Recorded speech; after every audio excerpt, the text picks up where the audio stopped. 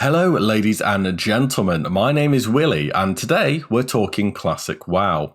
Summer is closing in, details are being finalised, and slowly Classic is becoming a reality. This got me thinking though, who is Blizzard making Classic for? Why now, and what kind of person is the target market? For myself, I've been playing on and off since vanilla, and I've seen a change in approach from Blizzard towards the live game. Over the course of WoW's history, it's slowly gone from a grind-heavy game where individual character progression took time to a bunch of quick fixes and super fast catch-up mechanics. Just consider a few of these. Leveling your weapon skill is gone. Leveling professions is now expansion tiered, and if you do want to swap profession, you can get a tome to swap back with no loss other than some gold. There's no real need to commit a character to a profession any longer. Gear-wise, there's not only far more sources of it, such as world quests, emissaries, warfronts, LFR, etc., but it's of a much higher quality. It's tailored towards your specialisation. We've gone from a linear raid progression to each new raid tier rendering all prior content obsolete. And we've got so many time savers in the game too: heirlooms, flight point maps, LFG, mounts at earlier levels, WoW tokens, etc. I remember back during Wrath of the Lich King, back when it was the current expansion, people were saying it's when the casuals had finally won, but looking back now, it's heralded as the best thing ever, and we know for sure it was when WoW peaked in subscribers. Simply put, WoW is a bit of a statistical anomaly. The fact that it's still the market leader after 14 years really is remarkable. People have grown up with WoW around them, myself included, and I would be super interested to see a graph showing subscriber ages. I have a feeling it will reflect an age range appropriate for a game that's existed for such a long period of time. And of course, growing up means more responsibility, more commitment, less free time. If you want an education, you're working or have a partner, maybe even kids. There are just less hours in the day to dedicate to your hobbies. And I believe over the years, Blizzard has recognised this and have repeatedly taken measures to speed up gameplay more and more, so that everyone can feel as though there's some degree of progression for their character, so that people can justify their subscription, so that Blizzard knows that you still want to log in. And Blizzard absolutely understands what makes the average player log in.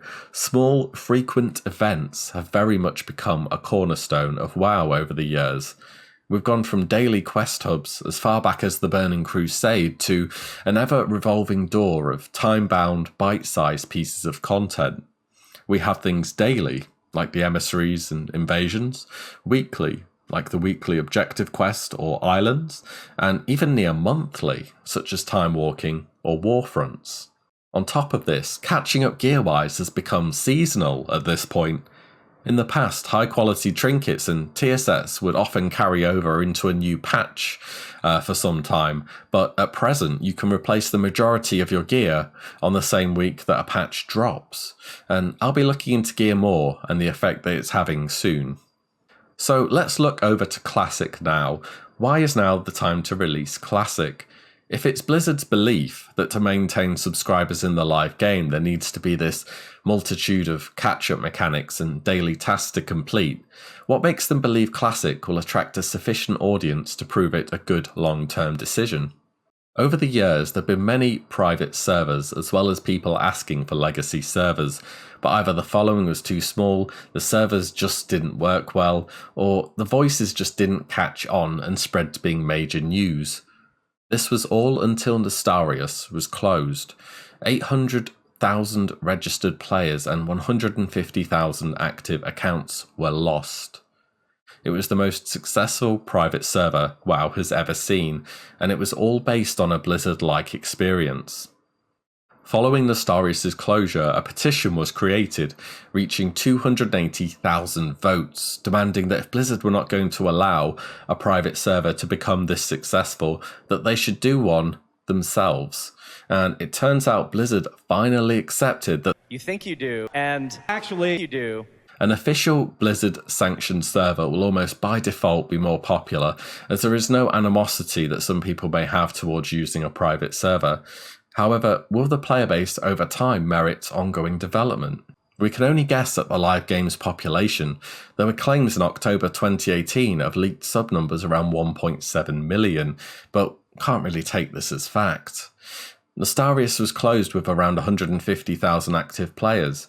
Could Classic WoW's population hover around 10% of the live player base? That seems lower than I'd expect. Then again, this is only considering those who have actively sought out private servers or still play live. What about those from other games, other MMOs? What about those at the age now that you were back when you started playing WoW?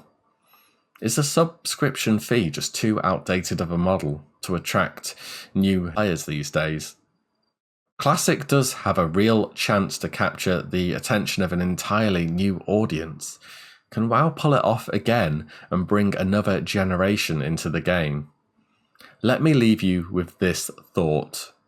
Will killing quillballs in the Barrens or shooting arrows at bears in Darkshore be a more attractive option than Battle Royale games for the 12-year-old of today? We shall see. Thank you very much for watching. Take care, guys. Bye.